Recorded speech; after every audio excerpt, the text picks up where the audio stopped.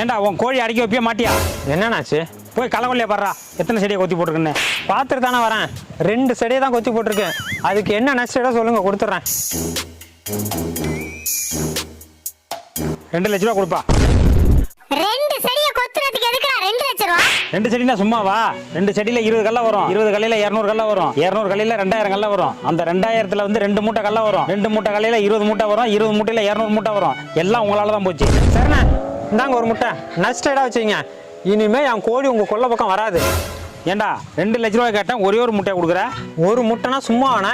ஒரு முட்டை ஒரு கோழி ஆகும். ஒரு கோழி 10 கோழி ஆகும். 10 100 ஆகும். 100 1000 ஆகும். 1000 கோழி வந்து 10,000 கோழி ஆகும். 10,000 கோழியை வித்தா 5 லட்ச ரூபா வரும். இப்ப நீங்க தான் எனக்கு 3 லட்ச ரூபா கொடுக்கணும். அப்படி வாடா. சரிப்பா, இனிமே கோழி வராம பாத்துக்க. ஏன்டா ஒரு முட்டை கொடுத்த? அந்த முட்டை பொரிக்காதுடா. ஏன்? அது உன் ஆளு போட்ட முட்டை தான். பாத்தியாடி?